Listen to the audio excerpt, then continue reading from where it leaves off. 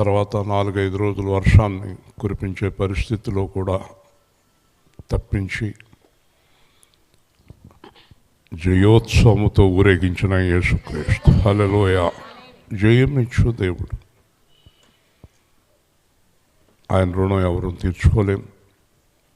ఆయన కృప చాలా గొప్పది. అయితే మరొక్కసారి మీకు అందరికీ చెప్పేది ఏంటంటే, యేసుక్రీస్తు మహాపరిశుద్ధుడు. మాట్లాడకమ్మ సత్యవతి గారు, మీకేం మాట్లాడే పని ఉంటుంది ఇక్కడ? నాకు కనిపిస్తుందని తెలుసుండి కూడా మీరు చేస్తూ ఉంటారు ఆ పనులు. క్రమశిక్షణ కలిగిన సంఘము. ఈ ప్రతి క్రిస్మస్ ఆరాధనలో నేను చెప్పే మాటనే మరలా చెప్తున్నాను. యేసుక్రీస్తుని నమ్ముకొని రక్షణ పొందిన వారు పరిశుద్ధులై యేసుక్రీస్తు వలె జీవించి తీరాలి. అదే క్రిస్మస్ ఆరాధన. ఆయన మన ఆరాధన గైకొని మనల్ని ఆశీర్వదించాలంటే మనం పరిశుద్ధులై ఉండాలి. పాపం చేస్తూ ఈర్ష్య, ద్వేష, అసూయలు కలిగి కుట్రలు చేస్తూ ఒకరినొకరు మోసం చేసుకుంటూ ఒకరిదొకరు దొంగిలించుకుంటూ నీచమైన పనులు చేసేవారికి యేసుక్రీస్తు పేరెత్తే అర్హత లేదు, ఆరాధించే అర్హత లేదు. మీకు ఒక విషయాన్ని గుర్తు చేస్తాను. దేవుని సముఖాన ఉండే దేవదూతలు 2 కళ్ళను పైన ఉన్న 2 రెక్కలతో కప్పుకొనుచు, 2 కాళ్ళను 2 రెక్కలతో కప్పుకొనుచు, 2 రెక్కలతో ఎగురుతూ, అంటే దేవదూతలు ఆయన చూడలేరు, కాళ్ళు దేవుడికి కనబడకూడదు, అందుకే 6 రెక్కలు ఇచ్చారు. ఈ 2 రెక్కలతో ఎగురుతూ నిత్యము దేవుడు పరిశుద్ధుడు, పరిశుద్ధుడు, పరిశుద్ధుడు, పరిశుద్ధుడు అని అంటున్నాయి. అలాగే యెషయా అంటాడు, పాపపు అపవిత్రమైన పెదవులు గలవాడను, అపవిత్రమైన పెదవులు గలవారి మధ్య నివసించేవాడను, సైన్యములకు అధిపతిగా యెహోవాను చూచితిని. అప్పుడు నొప్పు ఒకటి ఆయన పెదవులకు తగిలించి, నీ పాపమునకు ప్రాయశ్చిత్తమాయను, నీ దోషము తొలగిపోయెను అని చెప్తాడు. నేను ఎందుకు ఇవన్నీ చెప్తున్నానంటే, బలిపీఠం దగ్గర ఒక నొప్పు పట్టుకొచ్చి ఆయన పెదాలకు తగిలిస్తే ఆయన పరిశుద్ధుడు అయితే, నిత్యము పరిశుద్ధుడు అని కొనియాడబడుతున్న దేవుడే మానవుడిగా వచ్చి, యేసుక్రీస్తుగా వచ్చి ఆయన రక్తం చెందిస్తే అసలు దాని గురించి మాట్లాడటానికి కూడా అర్హత లేదు. మన దేవుని స్తోత్రం. అంత గొప్ప పరిశుద్ధ రక్తంతో కడిగి మనల్ని విమోచించింది పాపం చేయటానికి, పాపం మాట్లాడటానికి, అబద్ధాలు మాట్లాడటానికి, మోసం చేయటానికి, కుట్రలు చేయటానికి కాదు మనల్ని ఎన్నుకున్నది. ఈ రోజునైనా చివరి దినము అంటే ఇంకా రేపటితో మనకి ఈ సంవత్సరం ముగుస్తుంది. చాలామంది కొత్త సంవత్సరాల్లో కొత్త నిర్ణయాలు అంటారు. అలాంటివి ఏమీ అవసరం లేదు. ఇదే అనుకూల సమయం, ఇదే రక్షణ దినం, ఇదే మిక్కిలి అనుకూల సమయం. కాబట్టి ఇప్పుడే మనం అందరము కూడా ఒక నిర్ణయం తీసుకుందాం. అదేంటంటే, ఆయన పరిశుద్ధుడు, ఆయన రక్తంతో నేను కడగబడ్డాను, నేను మరణం వరకు పరిశుద్ధునిగా ఉంటాను. హల్లెలూయా. ఇలాంటి నిర్ణయం మీరు తీసుకుని తీరాలి. లేదా ఈరోజు కూడా మీకు క్షమాపణ దొరకదు.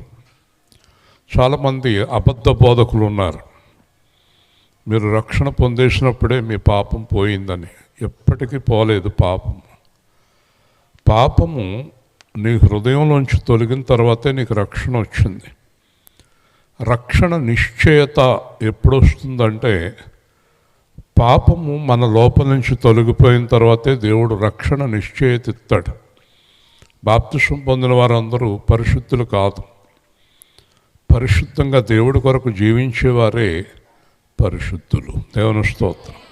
కాబట్టి మనందరం ఈరోజు ఒక దివ్యమైన రోజుగా ఎంచుకొని పరిశుద్ధులుగా జీవించడానికి నిర్ణయం తీసుకుందాం. ఒకవేళ ఈరోజు మీరు ఈ నిర్ణయం తీసుకోకపోతే రేపు మీకు ఉండకపోవచ్చు. ఈ రాత్రి ప్రభు రావచ్చు, లేదా ఈ రాత్రి మరణం రావచ్చు, ఏమైనా కావచ్చు. కాబట్టి ఇదే అనుకూల సమయం. ఈరోజే మనందరం నిర్ణయం తీసుకుందాం పరిశుద్ధంగా జీవించడానికి. దేవుని స్తోత్రం. అదే నిజమైన క్రీస్తు ఆరాధన. రోమపత్రిక 5వ అధ్యాయం. ప్రతి ఒక్కరూ శ్రద్ధగా దేవుని వాక్యాన్ని విందాము. రోమపత్రిక 5వ అధ్యాయం 18 నుంచి 21 వరకు శ్రద్ధగా విందాం. రోమపత్రిక 5వ అధ్యాయం 18 నుంచి. యేసుక్రీస్తును కాదు, కాబట్టి అక్కడి నుంచి చదవాలి. కాబట్టి తీర్పు ఒక్క అపరాధము వలన వచ్చినదై మనుషులకందరికీ శిక్షావిధి కలుగుటకు ఎలాగూ కారణమాయను, అలాగే ఒక్క పుణ్య కార్యము వలన కృపాదానము మనుషులందరికీ జీవప్రదమైన నీతి విధింపబట్టుకు కారణమాయను. ఏలైనగా ఒక మనుషుని అవిధేయత వలన అనేకులు పాపులుగా ఎలాగూ చేయబడరో, అలాగే ఒకని విధేయత వలన అనేకులు నీతిమంతులుగా చేయబడదురు. మరియు అపరాధము విస్తరించినట్లు ధర్మశాస్త్రము ప్రవేశించెను, అయినను పాపము మరణమును ఆధారము చేసుకుని ఎలాగూ ఏలును, అలాగే నిత్యజీవము కలుగుటకై నీతి ద్వారా కృపయు మన ప్రభువైన యేసుక్రీస్తు మూలముగా ఏరు నిమిత్తము పాపం ఎక్కడ విస్తరించునో అక్కడ కృప అపరిమితంగా విస్తరించెను. శ్రద్ధగా విందాం. ఈ క్రిస్మస్ చేసుకోవటానికి కారణం దీంట్లో మనకు కనిపిస్తుంది. అదేంటంటే కృపాదానము, పుణ్యకార్యము. పుణ్యకార్యము, కృపాదానము. ఏంట పుణ్యకార్యము అంటే శిలువ బలియాగం. దేవుని స్తోత్రం. శిలువ బలియాగం అనే పుణ్యకార్యం మనకు దేవుడు అనుగ్రహించాడు. ఇది ఎందుకు అనుగ్రహించాడు? ఎందుకు దేవుడు సిలువేయబడి వచ్చింది? ఇక్కడ మాట్లాడతాడు. ఒక్క మనుష్యుని ద్వారా పాపం లోకంలోనికి సంభవించింది. ఒక్క మనుష్యుని ద్వారా, అది కూడా మొదటి మనుష్యుడు, అతని పేరు ఆదాము. ఒక్క మనుష్యుని ద్వారా పాపము సంభవించింది. ఈ మనుష్యుడు ఎవరి చేత చేయబడ్డారు? దేవుడి చేత చేయబడ్డ మనిషి. దేవుడు జీవవాయువుది జీవాత్మగా చేసిన మనిషి. ఈ జీవాత్మగా నియమించబడ్డటువంటి ఆ మనిషి దేవుడు చేయొద్దన్న పని చేసి ఆజ్ఞాతిక్రమణం చేసి పాపం వలన మరణాన్ని ఈ లోకానికి తీసుకొచ్చాడు. మొట్టమొదటి మనిషి ఒకవేళ దేవుడు మాట విని ఉండి దేవుని ఆజ్ఞ పాటించి ఆ పండు తినకపోయి ఉంటే, అతని భార్య ఆ పండు అతనికి ఇవ్వకపోయి ఉంటే, ఇక్కడ సాతాను గొడవ మనకు అనవసరం. ఎందుకంటే ఇక్కడ అపవాదితోటి మనకి పని లేదు. ఎప్పుడైతే దేవుడు మాట విన్నామో మనకు అపవాదితో పనేముంది? దేవుడి మాట వినేవారికి దెయ్యంతో పనేముంది? దేవుడి మాట వినేవారు సాతాను నన్ను ఎలా చేశాడు అలా చేశాడని చెప్పాల్సిన అవసరం లేదు. దేవుడి మాట శ్రద్ధగా వినేవారిని సాతాను ఎప్పటికీ ఏమీ చేయలేడు. దేవుని స్తోత్రం. కాబట్టి దేవుడు చెప్పిన మాట ఇద్దరూ అతిక్రమించారు. వెంటనే పాపము అన్నాడు. పాపము అంటే ఆజ్ఞాతిక్రమణం. ఈరోజు క్రైస్తవ ప్రపంచంలో పాపము యథేచ్ఛగా ఏలుతుంది. సేవకుల దగ్గర నుంచి విశ్వాసుల వరకు అందరు అబద్ధాలు, మోసాలు, ధనాపేక్ష, లోకాపేక్ష, బంధుప్రీతి, లోభత్వము, హింస, బూతులు, అబద్ధాలు, మోసాలు ఇవన్నీ ఏలుతూ ఉన్నాయి. ఒక మనిషి అంటాడు, నేను తాగట్లేదు, తిరగట్లేదు, నేను చాలా మంచివాడని. ఎప్పటికీ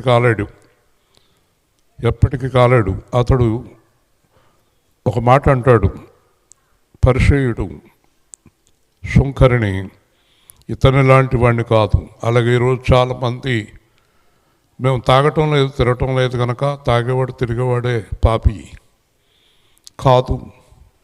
తాగేవాడు తిరిగేవాడు పాపి, వాడిని అంటున్న నువ్వు పాపివే. పరిసయ్యుడిని దేవుడు అంగీకరించలేదు. నేను చాలా గొప్పవాడిని, నేను దశంభాగాలు ఇస్తున్నాను, నేను ప్రార్థన చేస్తున్నాను, నేను ఉపాసన చేస్తున్నాను, ఈడేమీ చేయడు. వెంటనే దేవుడు తీర్పులోనికి తీసుకొచ్చాడు అతన్ని. కాబట్టి పాపము అనేది చాలామంది క్రైస్తవులకు అసలు అర్థమే కాలేదు. పాపం అంటే ఏంటి? నేను ఈ మధ్యన తాగుడు మానేశానండి, నేను ఈ మధ్యన పేకాట మానేశాను, నేను ఈ మధ్యన ఎవరినైనా తిడతాం మానేశాను. అదొకటే కాదు, అదొకటి పాపం నుంచి విడుదలకి సరిపోదు. దేవుని మాట ప్రతి విషయంలోనే అనుసరించటమే పరిశుద్ధత. దేవుని స్తోత్రం. దేవుడు చేయవద్దన్న పని చేయకూడదు. యేసు ప్రభువు చెప్పిన మాట జ్ఞాపకం చేస్తాను. ఒక స్త్రీని ఒక పురుషుడు మోహపు చూపుతో చూసిన ఎడల ఆమెతో అతడు వ్యభిచారం చేయుచున్నాడు. కాబట్టి కన్ను చెడినది, నీ కన్ను చెడిపోయింది కాబట్టి అలాగ ఉండొచ్చుకుని పరలోకం రమ్మని చెప్పలా. ఆ కన్ను తీసేయమన్నాడు, ఆ చెయ్యి తీసేయమన్నాడు, ఆ కాలు తీసేయమన్నాడు. వింటున్నారా?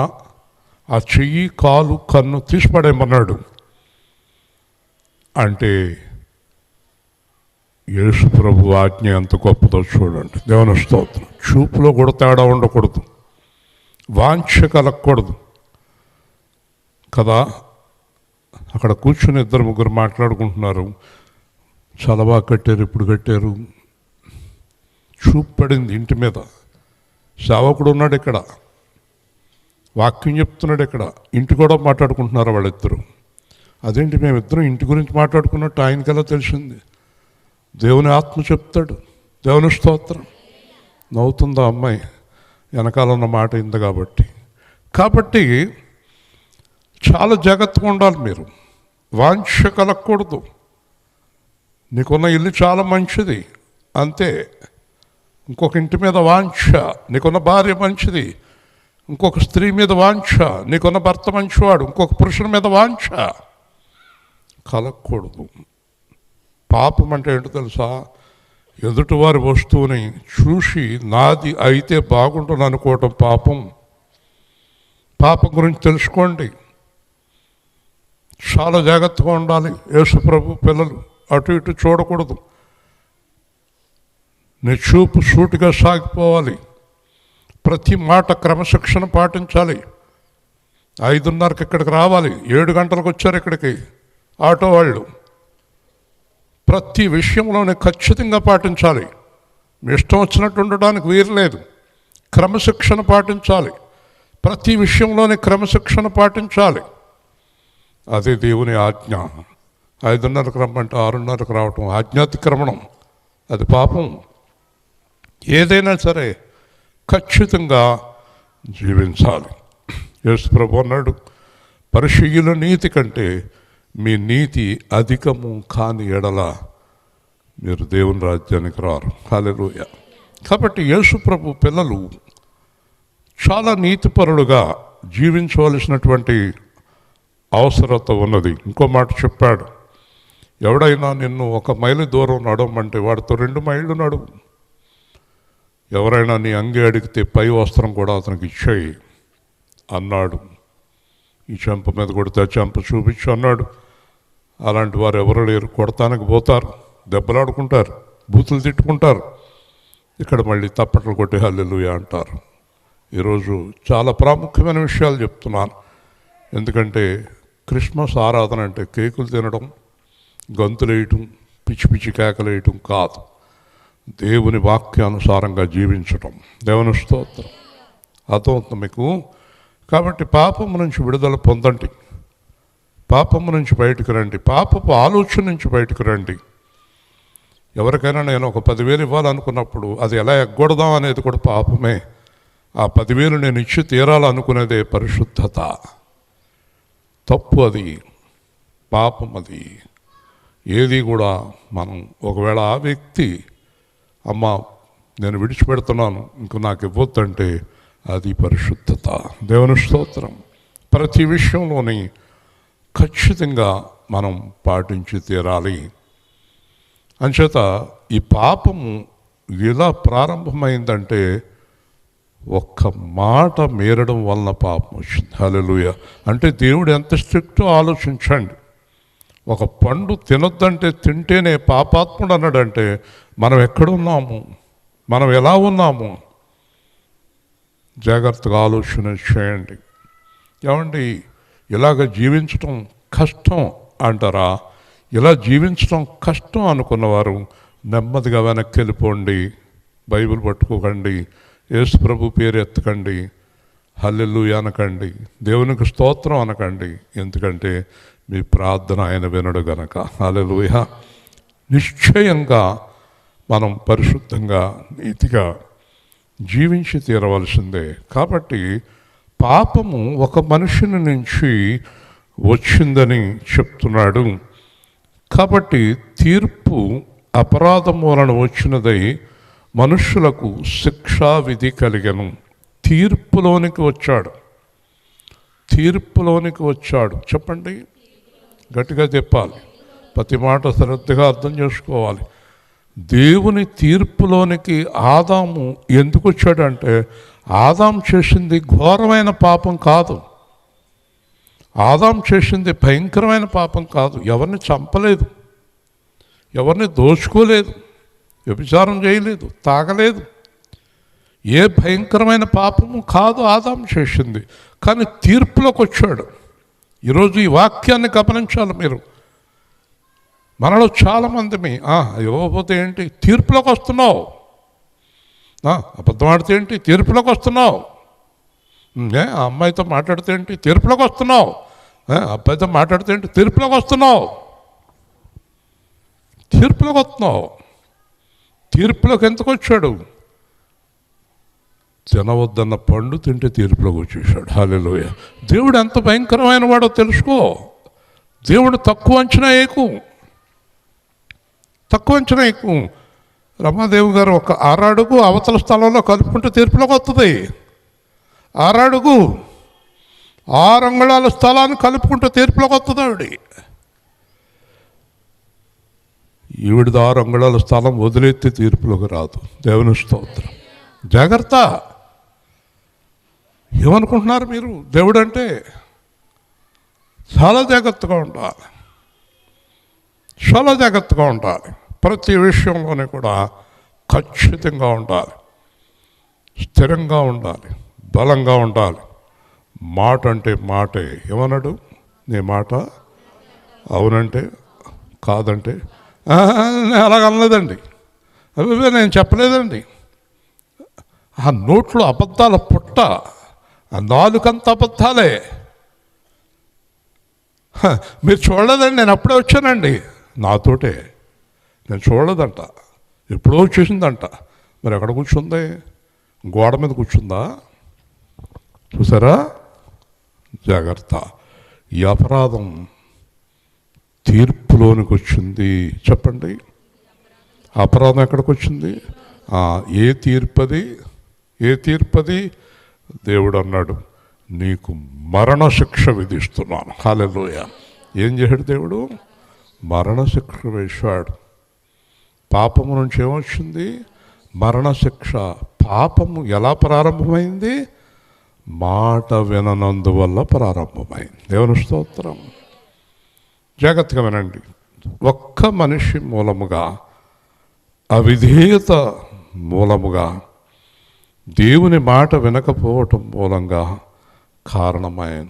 అలాగే ఒక్క పుణ్యకార్యము, హల్లెలూయా చెప్పాలి, ఒక్క పుణ్యకార్యము, కృపాదానము మనుష్యులందరికీ జీవప్రదమైన నీతి విధింపబడుటకు కారణమాయను. హల్లెలూయా.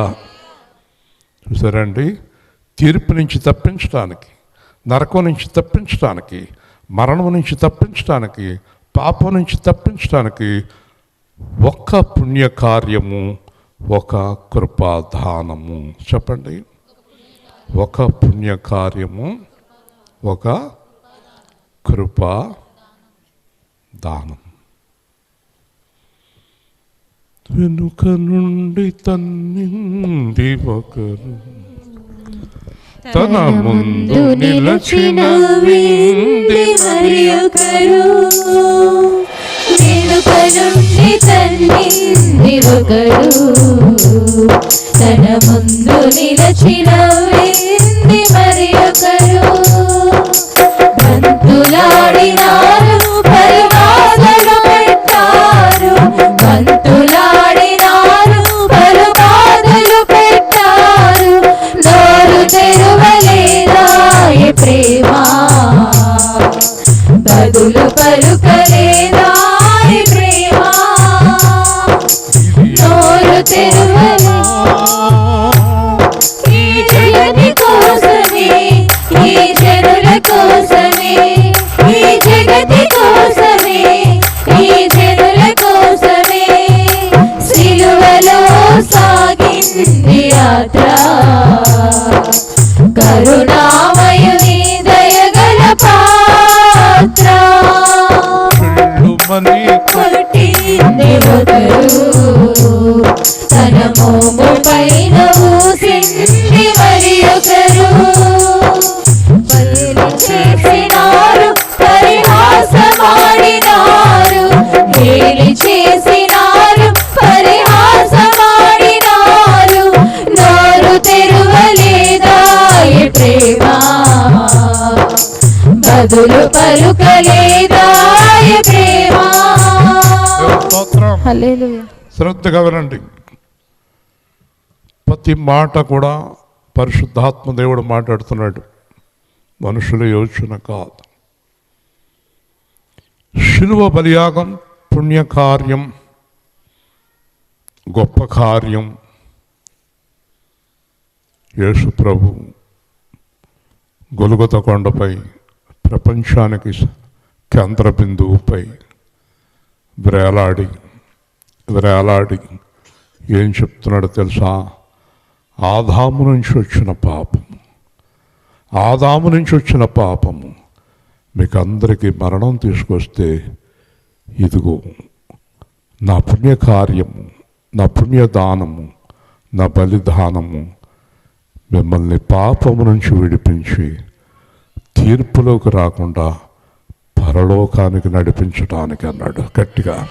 చూసారా ఎంత గొప్ప కార్యమో, ఎంత అద్భుత కార్యమో. రక్షణ పొంది ఎలా తాగుతాడు ఇతను? ఎంత ధైర్యం ఇతనికి! రక్షణ పొంది పాపం ఎలా చేస్తున్నారు? అంతకంటే రక్షణ విడిచిపెట్టండి. నేను పాపం చేయకుండా ఉండలేననే వారి గురించి దేవుడు నాతో మాట్లాడాడు. నువ్వు చెప్పు సంఘంలో, పాపం చేయకుండా ఉండలేననే వారిని రక్షణ విడిచిపెట్టమను. నా పేరు ఎత్తొద్దాను, జాగ్రత్త, చాలా ప్రమాదం. హఠాత్తుగా మరణిస్తాడు, నరకానికి పోతాడు, దాంట్లో ఏమి సందేహంలే. ఈరోజు దయాకర్ తండ్రి మరణం నుంచి తప్పించబడ్డాడు. 16 కుట్లు పట్టాడు, పశువు తొక్కింది అతన్ని. 16 కుట్లు పడి మనిషికి. వింటున్నారా? జాగ్రత్త. దేవుని వాక్యమును దేవుని ఆత్మను, దేవుని హెచ్చరికను నిర్లక్ష్యం చేశారో జాగ్రత్త. మనకి కాళ్ళు చేతులు పోయినా పర్వాలే, భయంకరమైన క్యాన్సర్ లాంటి వ్యాధులు వచ్చినా పర్వాలే, శరీరానికి షుగరు బీపీ లాంటి ఎన్ని వ్యాధులు వచ్చినా పర్వాలే, పాపం అనే వ్యాధి ఒక్కటే నరకానికి తీసుకెళ్తుంది. హల్లెలూయా. శరీరానికి ఎన్ని వ్యాధులు వచ్చినా ఏం పర్వాలేదు. ఎలీషా మరణకరమైన రోగముతో మరణించాను. మహాదైవజనుడికే మరణకరమైన రోగము. కాబట్టి రోగం గురించి భయపడొద్దు, ఏమీ బాధపడొద్దు. కానీ పాపము గురించి గడగడ వణికిపోవాలి. పాపము చాలా ప్రమాదకరమైనది. ఏ విషయములోని మనము పాపములో ఉండకూడదు. హల్లెలూయా. చాలా జాగ్రత్తగా ఉండాలి. పాపం గురించిన హెచ్చరికలు లేక పాడైపోతున్నారు అని ఉంది బైబిల్లో. దేవోక్తి లేని ఎడల జనులు నశించెదరు. హెచ్చరికలు లేవు. ఎందుకంటే ఈడే పాపంలో ఉంటే కింద ఉన్నవాడికి ఏం చెప్తాడు? ఇతనే ధనాపేక్ష కలవాడు, కింద ఉన్నవాడికి ఏం చెప్తాడు? ఇతను చేసే అన్ని గోల్మాల్ పనులు కింద ఉన్నవాడికి ఏం చెప్తాడు? కాబట్టి సేవకుడు యేసుక్రీస్తుని పోలి జీవించవలసిందే, లేదంటే సేవ విడిచిపెట్టవలసిందే. ఇది దేవుని ఆజ్ఞ. కాబట్టి తిమోతికో పౌలు ఉత్తరం రాస్తూ, దైవజనుడా వీటిని నీవు విసర్జించుము అన్నాడు. హల్లెలూయా. విసర్జించడం అంటే ఏంటో తెలుసా? పెంట బండి వచ్చినప్పుడు మీ ఇంట్లో పెంటంతా పట్టుకెళ్ళి దాంట్లో పడేస్తారు. ఆగబ్బాయి ఒకసారి మళ్ళీ మా పెంట మేము తీసుకుంటాం అంటావా? పెంట విసర్జించినట్టు శరీరంలో అసహ్యమైనవి విసర్జింపబడినట్లు పాపమును విసర్జించాలి మనం. హల్లెలూయా. వింటున్నారా? కాబట్టి ఈ పుణ్యదానము, పుణ్య బలియాగము, కృపాదానము జీవప్రదమైన నీతి విధింపబడుటకు కారణమైన అతనికి శిక్షకు, జాగ్రత్త, శిక్షకు, తీర్పుకు కారణమైనటువంటి, శిక్షకు తీర్పుకు మరణానికి కారణమైనటువంటి పాపము యేసుక్రీస్తు అను మనుష్యుని బలియాగము ద్వారా మనకు తీర్పు నుండి తప్పించి పరలోకానికి తీసుకెళ్తా ఉంది. దేవుని స్తోత్రం. హల్లెలూయా. చాలా జాగ్రత్తగా వినండి. ఈరోజు నిర్ణయానికి రండి, ఖచ్చితమైన నిర్ణయానికి రండి. ఏ విషయంలోని నన్ను పాపం ఏలకూడదు, నన్ను ఎప్పుడు యేసే ఏలాలి. హల్లెలూయా. ఎప్పుడు ఎవరు ఏలాలి? యేసే ఏలాలి. ఎలాగనగా ఒక మనుష్యుని అవిధేయత వలన అనేకులు పాపులుగా ఎలాగూ చేయబడుతురో చెప్పండి. దాని పేరేంటి? అవిధేయత. చెప్పాలి, చివరిదాకా చెప్పాలి. అవిధేయత. కాలు మీద కాలేసి కూర్చోవడం పాపం, తెలుసుకో. అవిధేయత అది అంటే, నేను ఊరికే చెప్తున్నాను, అతను ఏదో పాపం కాలు నొప్పి చేసుకున్నాడేమో. కానీ అవిధేయత అంటే అర్థం ఏంటంటే, ఇక్కడ కూర్చుని చిల్లర పనులు చేయటం అవిధేయత. అవిధేయత. వస్త్రాన్ని సరిగ్గా కప్పుకోకపోవటం అవిధేయత. అవిధేయత అంటే ఏంటనుకుంటున్నారు? అల్లరి చేయటం, మధ్యలో మాట్లాడటం అవిధేయత. ఒకరి సొత్తును మన దగ్గర పెట్టుకోవడం అవిధేయత. ఒకరి గురించి విమర్శించడం అవిధేయత. ఒకరు పాడైపోవాలనుకోవటం అవిధేయత. మరి ఈ మనిషి చూపిన అవిధేయత ఏంటంటే, దేవుడి పట్ల అవిధేయత ఏంటంటే, తినవద్దన్న పండు తినటం దేవుడు అవిధేయత అన్నాడు. హల్లెలూయా. అంటే దేవుడు చేయొద్దన్న పని చేయటం అవిధేయత. జాగ్రత్తగా వినండి. సౌలు అమాలేకీయులను జయించిన తర్వాత అక్కడ గొర్రెలు చూశాడు. చక్కగా ఉన్నాయి గొర్రెలు, దిట్టంగా బలిసి ఉన్నాయి. ఆ గొర్రెను చూసినప్పుడు అతనికి ఒక ఆలోచన కలిగింది. అందరినీ చంపేమన్నాడు, అన్నిటినీ చంపేమన్నాడు దేవుడు. ఈ గొర్రెల నుండి ఏమైంది అని ఆ గొర్రెల నుండి ఇచ్చాడు. అప్పుడు దేవుడు అన్నాడు సమూయేలుతో, సౌలు నా ఆజ్ఞ తప్పాడు. గట్టిగా, నీ దగ్గర ఏముందో మరి, నీ ఇంట్లో ఏముందో జాగ్రత్త. సౌలు నా ఆజ్ఞ తప్పాడు. ఎవరిదైనా దొంగిలించిన సొమ్ము నీ ఇంట్లో ఉందేమో, ఎవరిదైనా సొత్తు నీ దగ్గర ఉందేమో, జాగ్రత్త, అవిధేయత, నా ఆజ్ఞ తప్పాడు అన్నాడు. వెంటనే సమూయేలు పరిగెత్తుకొచ్చాడు. అన్నీ చేసేసావా? చేసేసాను. అందరిని చంపేశావా? చంపేశాను. మరి ఆ గొర్రెల కేకలేంటి అని అడిగాడు. అబ్బే అది పైగా యెహోవాకు బలి ఇద్దామని. షటప్ బ్లడీ ఈడియట్, ఏం మాట్లాడుతున్నాను? యెహోవాకు బలి ఇస్తావా? దొంగ సొమ్ము ఏమనుకుంటున్నాను తెలుసా నీకు? అన్ని విషయాల్లోకి ప్రాముఖ్యమైనది మాట వినుటయే శ్రేష్టము. దేవుని స్తోత్రం. నువ్వు దేవుడు మాట విసర్జించావు గనక ఈరోజు నిన్ను దేవుడు విసర్జించాడు. అప్పుడే దావీదుని ఏర్పాటు చేసుకున్నాడు. హల్లెలూయా, దేవుని స్తోత్రం. వినిపిస్తుందా? సంఘంలో అవిధేయులు నాకు బాగా తెలుసు. ఈ సంఘంలో ఎవరెవరు అవిధేయులు ఉన్నారో నాకు బాగా తెలుసు. కానీ పరీక్షిస్తున్నాను, చూస్తున్నాను, మారుతారేమో, మార్పు వస్తారేమో అని. ఎందుకంటే నేను రాత్రే చెప్పాను, నేను వెంటనే మారిపోలేదు, నేను మారడానికి టైం పట్టింది. అందుకే మీరు కూడా మారతారని చూస్తున్నాను. కానీ మారకపోతే గనక 100% మీరు తీర్పులోకి వచ్చేస్తారు. దేవుని స్తోత్రం. మారకపోతే తీర్పులోకి వస్తారు, మర్చిపోకండి. ఏ రీతి సేవింతును, ఏ రీతి సేవింతును, నేరములెంచని వాడా, నాదు నజరేయుడా, తీరము దాటిన వాడా, నాదు నగరీయుడా, నా ప్రాణనాదుడా, నాకై ప్రాణమిచ్చితివి, నా ప్రాణనాదుడా, నాకై ప్రాణమిచ్చితివి, నేను నీ వాడను యేసువా, నేను నీ వాడను యేసువా,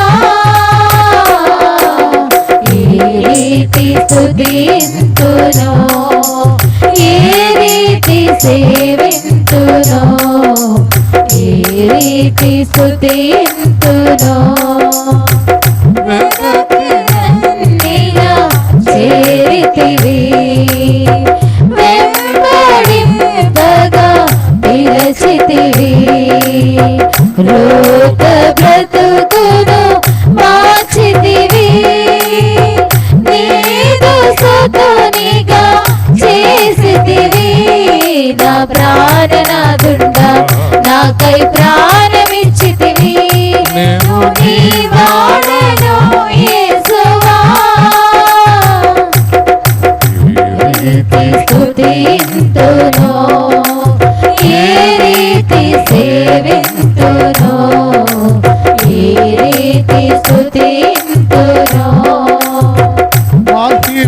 నగరిని విడచితివి, మంటి దేహము దాల్చితివి, సకల సంపద విడచితివి, సేవకునిగా మారితివి, నా ప్రాణనాదుడా, నాకై ప్రాణమిచ్చితివి, నేను నీ వాడను యేసువా, నేను నీ వాడను యేసువా, ఏ రీతి స్తుతింతునో, ఏ రీతి సేవింతునో, ఏ రీతి స్తుతింతునో, ప్రేమ ప్రేమకు కారణము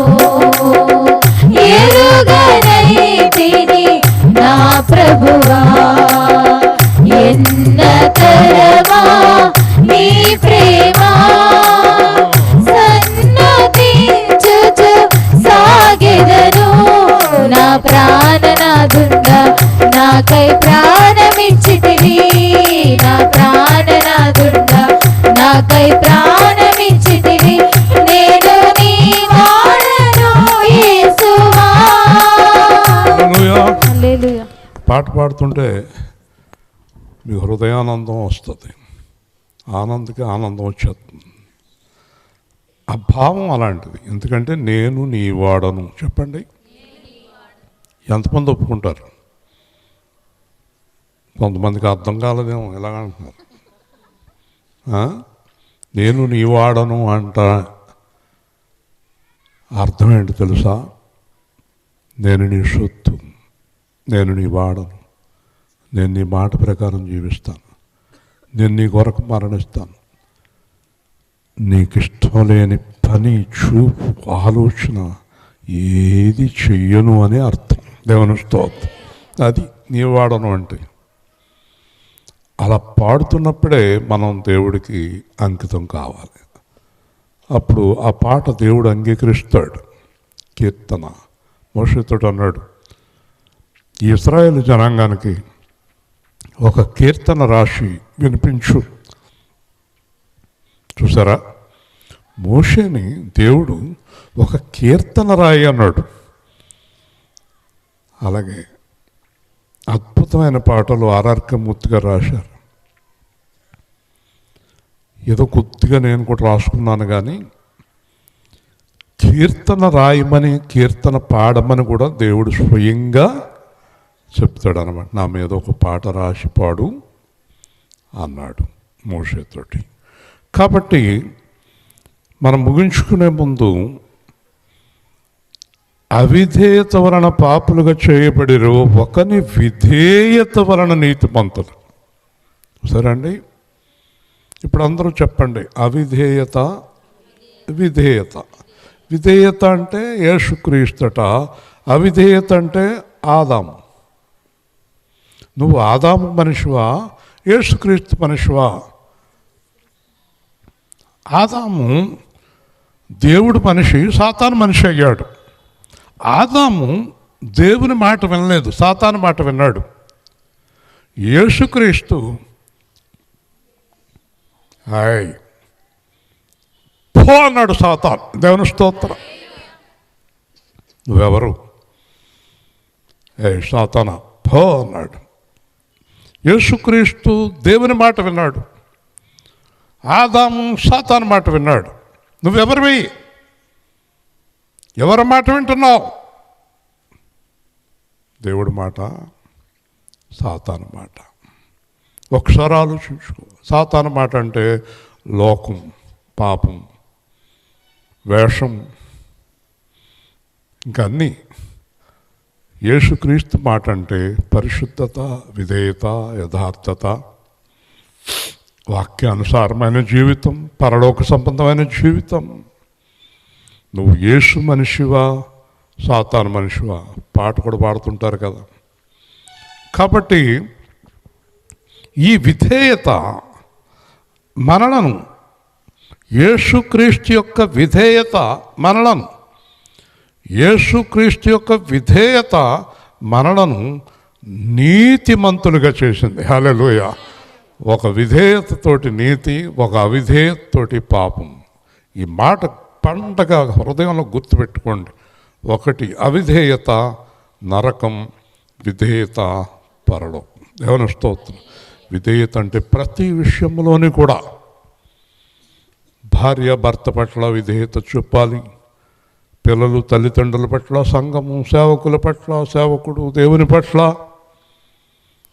గౌరవము, విధేయత మనం చూపించాలి. పెద్దలను గౌరవించాలి, చిన్నపిల్లలను ప్రేమించాలి, ప్రతి విషయంలోని విధేయత చూపించాలి. నా కారు వెళ్తుందనుకోండి, నా కారే రాజమండ్రి వెళ్ళిపోకూడదు. వెనకాల పాపం హార్న్ కొడుతున్నాడు, ఎవరో అర్జెంటుగా వెళ్ళాలేమో. ఈ ప్రేమకు మరి పక్కకు తప్పుకోవాలి. కుదరదండి, మనం సైడ్ ఇవ్వకూడదంటే నేను కారు ఒప్పుకోను, అతన్ని పక్కకు తప్పుకో. అలాగే ఎదుట వచ్చేటప్పుడు మనం ఎదురుగుండా వెళ్తే ఎలాగా? ఎదుట వచ్చేవారికి మనం విధేయత చూపించి పక్క తప్పుకోవాలి. వెనకాల ఏదైనా అర్జెంటుగా వెళ్ళే వాళ్ళకి మనం పక్క తప్పుకోవాలి. ప్రతి విషయంలోని విధేయత చూపించాలి. మన ఇంటికి వచ్చినప్పుడు నలుగురు అతిథులు వచ్చినప్పుడు 4 కుర్చీలో ఉన్నప్పుడు వాళ్ళకి 4 కుర్చీలు ఇచ్చి నువ్వు నిలబడాలి. దేవుని స్తోత్రం. విధేయత, ప్రతి విషయంలోని విధేయత కావాలి. ప్రతి చిన్న విషయంలోని విధేయత కావాలి. వస్త్రధారణలో విధేయత ఉండాలి, నిలబడటంలో విధేయత ఉండాలి, కూర్చోవటంలో విధేయత ఉండాలి.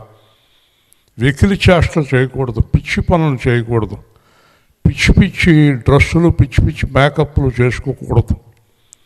విధేయత, చూడగానే పవిత్ర భావం కలగాలి, చూడగానే పవిత్ర భావం కలగాలి. అది విధేయత. మరలా చెప్తున్నాను, ఈరోజు రోజు పేపర్లో 2 రోజుల నుంచి ప్రతి ఒక్కరూ మన్మోహన్ సింగ్ గారి గురించి గొప్పగా చెప్పుకుంటున్నారు. హల్లెలూయా. ప్రధానమంత్రి అయినా ఇంతే విధేయత. గర్వం లేదు. మన దేవుడు రాజులకు రాజు, ప్రభులకు ప్రభు, కానీ విధేయుడు. దేవుని స్తోత్రం. విధేయత వలన మనం నీతిమంతులుగా తీర్చబడ్డాం. యేసుక్రీస్తు యొక్క విధేయత వలన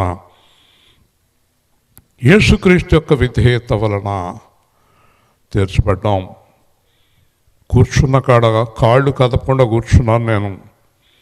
ఒకసారి కేజీఎఫ్లో ట్రైన్ ఎక్కిన తర్వాత 1 గంట దాటిన తర్వాత నేను బైబిల్ ప్రార్థన చేస్తుంటే ఎదురుగుండా కూర్చున్న కుటుంబం, మీరు ప్రభువుని నమ్ముకున్నారా? అవును. ఆవిడ అంది, సహోదరి, మీరు ప్రభువుని నమ్ముకున్నారని మీరు బైబిల్ తీయకముందే నాకు అర్థమైంది. ఎలాగ అర్థమైందమ్మా? మీ కాళ్ళు కూడా కదలలేదు, చేతులు కదలలేదు, మనిషి కదలలేదు, ఇలా కూర్చున్నారు. అప్పుడే ఈయన ఏదో దేవుణ్ణి తెలుసుకున్న మనిషి కావాలనుకున్నాను. హల్లెలూయా. వెకిలి చేష్టలు, పిచ్చి పిచ్చి కదలికలు, పిచ్చి పిచ్చి పనులు, పిచ్చి పిచ్చి చూపులు కదా. వాళ్ళ పిల్లోడికి ఏదో తినిపిస్తుంటే, ఏం తినిపిస్తుంది? ఆడపిల్లోడికి తినిపించేది కూడా నీకు కావాలా? పనికి మాలిందానా, పనికి మాలుడా. అందరి గొడవలో కావాలి నీకు. పక్కింట్లో ఏం జరుగుతుందో కావాలి, పక్క కుటుంబంలో ఏం జరుగుతుందో కావాలి, పక్క జీవితంలో ఏం జరుగుతుందో కావాలి. ఎప్పుడు ఆరాలేనా నీకెందుకు? నీకు ఏం అవసరం? నీకు పని లేదు, అవసరం లేదు. యేసు ప్రభువుని నీ ప్రతి ప్రవర్తనలో అందరికీ చూపించాలి. హల్లెలూయా. వీళ్ళు యేసు ప్రభు పిల్లలు. విధేయత చూసారా? అందుచేత అపరాధము విస్తరించినట్లు ధర్మశాస్త్రము ప్రవేశించెను. మోషే ధర్మశాస్త్రం వలన పాపం పెరిగింది కానీ తగ్గలేదు. ఎందుచేత పాపం పెరిగింది? ఒకవేళ రమాదేవి తండ్రికి కనుక ఒక విషయం తెలిస్తే కనుక పాపం పెరుగుతుంది. అదేంటంటే, నువ్వేం చేసినా ఆదివారం పొద్దున్న వచ్చో దండం పెట్టుకొచ్చేయి, నీ పాపం పోద్దంటే గొడవ లేదనుకుంటాడు.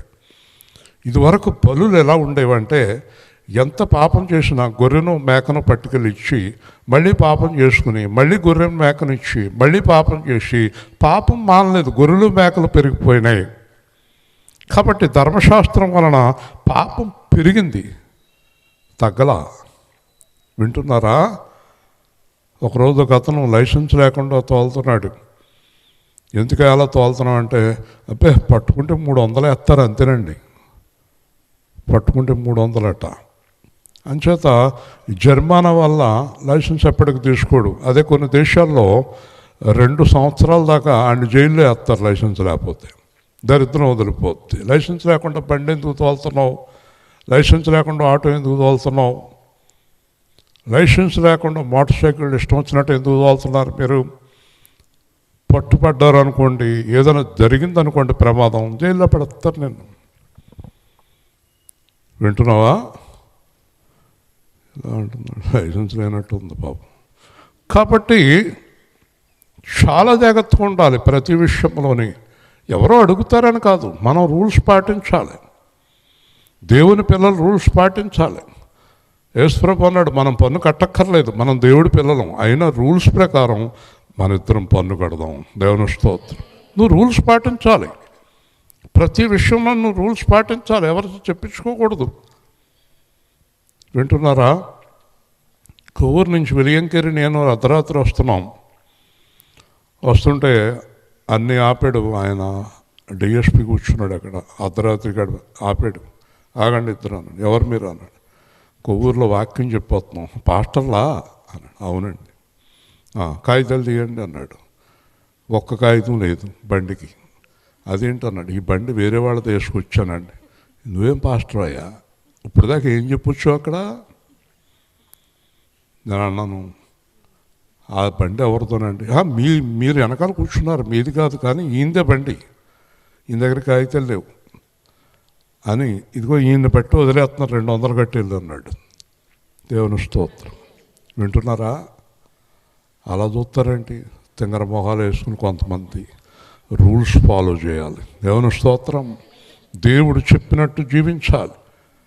మీరేం పాస్టర్లు, ఇప్పుడు దాకా అక్కడ ఏం బోధించారు అన్నాడు. ఏం బోధించొచ్చాం? ఏం బోధించాం? కాలేవు. ఏం బోధించాం?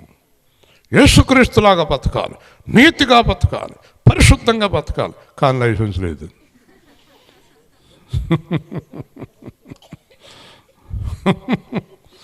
ఇంకెందుకు ఆ బోధ? ఆ బోధ వ్యర్థమే కదా.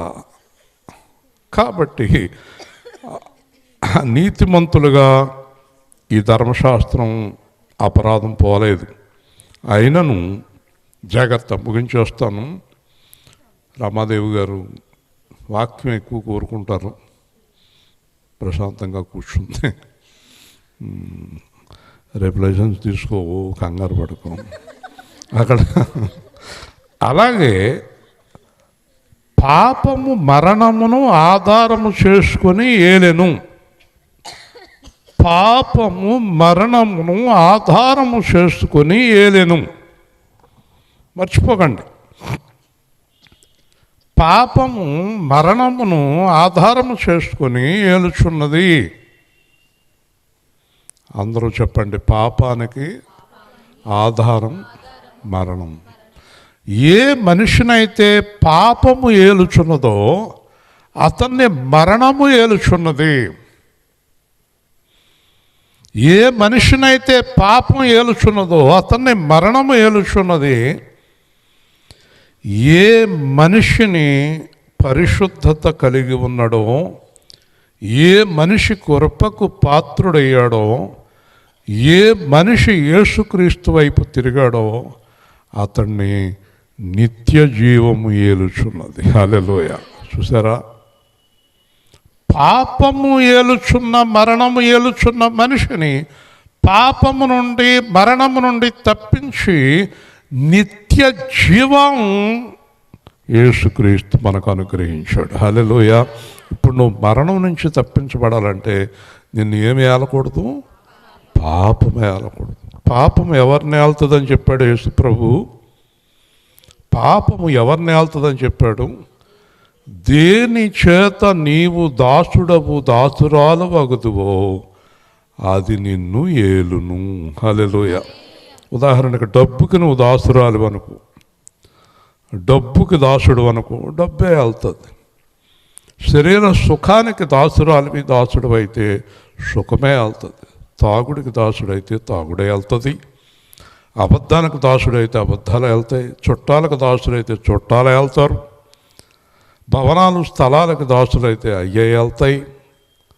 నువ్వు లోకమునకు దాసురాలు అయితే లోకమే నిన్ను వెళ్తుంది, సాతాను నిన్ను వెళ్తాడు. వింటున్నావా?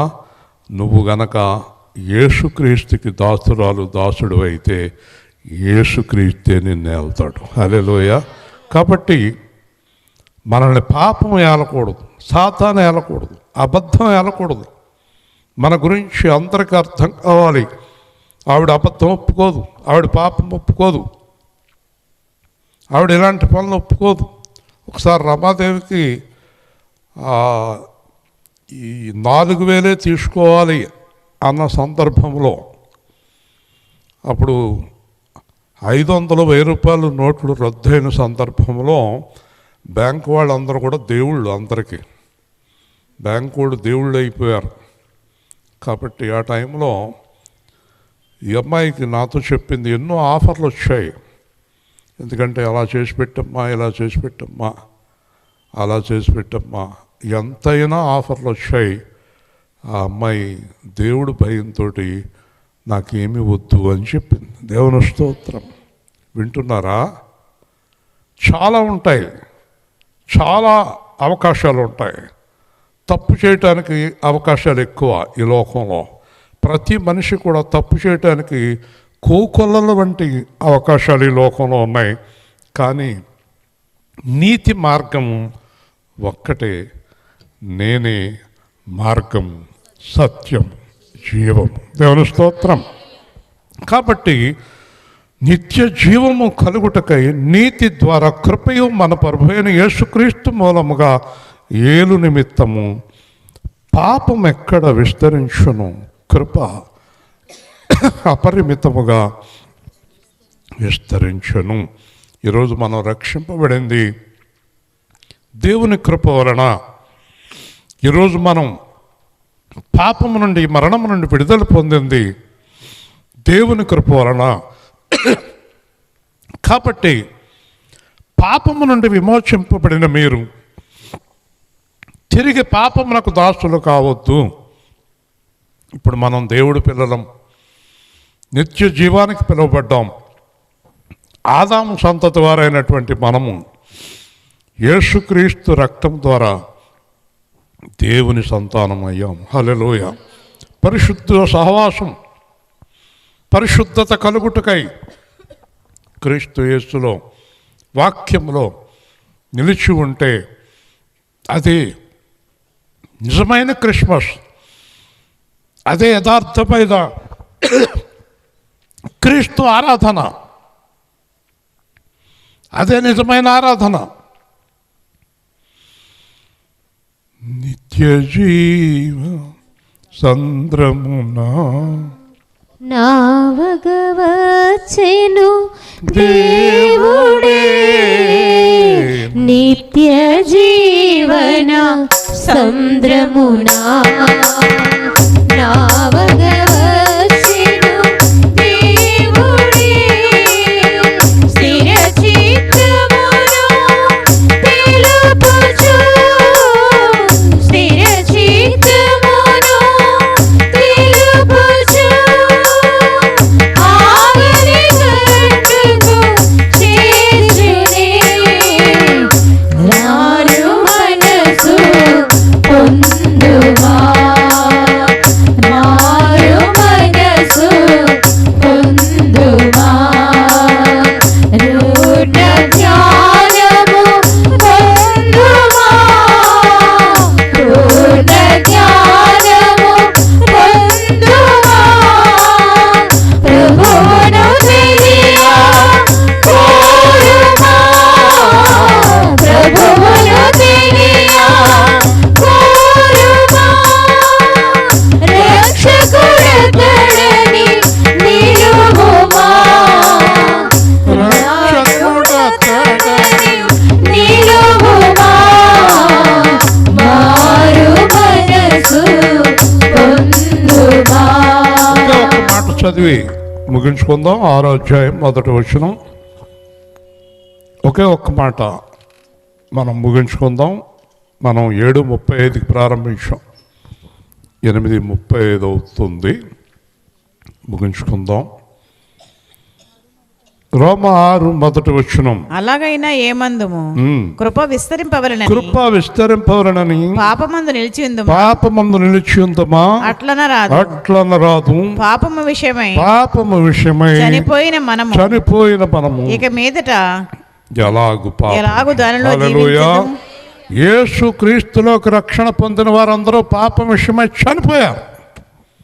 అంటే పాపము విడిచిపెడతాం కాదు, పాపము చనిపోయింది. ఎంత ఖచ్చితమైన మాట పౌలు రాశాడంటే, పాపము విషయమై మనము చనిపోయి క్రీస్తు యేసు విషయమై జీవించాలి. హల్లెలూయా. అదే క్రిస్మస్. అదే క్రీస్తు ఆరాధన. అంటే అర్థమైందా? క్రీస్తు యేసులాగా జీవించాలి. క్రైస్తవులు అనే పదానికి అర్థమేది. క్రీస్తును అనుసరించేవారు క్రైస్తవులు. క్రైస్తవులంటే పాపము లేనివారు, క్రైస్తవులంటే వేషము లేనివారు, క్రైస్తవులంటే ధనాపేక్ష లేనివారు, క్రైస్తవులంటే మోసము చేయనివారు, అప్పులు ఎగ్గొట్టేవారు కాదు క్రైస్తవులు. అలాగే భయంకరమైన వడ్డీ వ్యాపారాలు చేసేవాళ్ళు కూడా కాదు క్రైస్తవులు. వేషాలు వేసుకునేవారు కాదు క్రైస్తవులు. ముగిస్తున్నాను.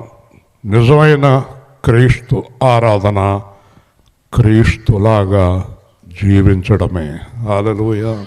ప్రేమగల తండ్రి, జీవాధిపతి అయిన ప్రభువా, ఈరోజు రాత్రి మీరు మాకు ఇచ్చిన వాక్య భాగాన్ని బట్టి స్తోత్రాలు. ఇదిగో తండ్రి, రమాదేవి ఒంటరి, ఎవరు లేరు. చిన్న వయసులోనే ఆధారం కోల్పోయింది. అయినప్పటికీ ఒక ధైర్యముతో, నీ మీద నమ్మకంతో, భర్త లేడు, చిన్న పిల్ల, ఆ పిల్లతో ఎంతో కష్టపడి సహకారం లేకుండా నిలబడి ఈ స్థాయికి వచ్చి కుమార్తె వివాహం చేసి ఎన్నో బాధలు, శ్రమలు, ఇబ్బందులు పడి నీ మీద ఆనుకొని నీ చేత నిలబెట్టబడిన బిడ్డ. ఎవరు విమర్శించినా, ఎవరు సహకరించకపోయినా ఆమె నీ మీద ఆధారపడింది, నీ వాక్యం మీద ఆధారపడింది, నీ మీదే ఆధారపడింది. ఆ బిడ్డ నువ్వు కరుణించావు, రక్షించావు.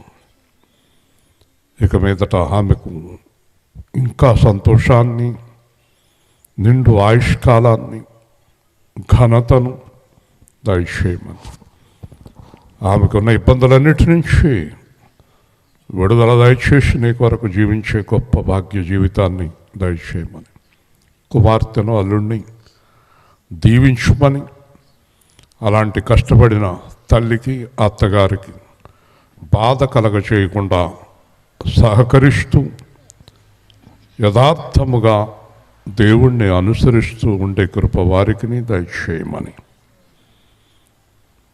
తండ్రి, అన్నయ్యలు, వదినలు, బంధువులు ఎందరో ఉన్నారు. వారందరూ కూడా నీయందు రక్షణ ఉన్నవారు ఉన్నారు, లేనివారు ఉన్నారు. రక్షణ లేనివారు రక్షణ పొంది తప్పకుండా వారు కూడా నిన్ను అనుసరించే కృప, ఆ తండ్రిని ఆ వ్యసనాల నుంచి విడుదల చేసి పరిశుద్ధమైన జీవితంలోకి నడిపించమని, ఈ క్రిస్మస్ ఆశీర్వాదాలు ఆ బిడ్డలకు దయచేయమని, సంఘాన్ని దీవించమని, సహకరించిన బిడ్డలందరినీ దీవించమని, మిగిలి ఉన్న కార్యక్రమాన్ని మీ ఆత్మతో నడిపించమని యేసుక్రీస్తు శ్రేష్టమైన నామములో ప్రార్థిస్తున్నాము తండ్రి. ఆమేన్. మీరు నిశ్శబ్దంగా 5 నిమిషాలు కూర్చోండి.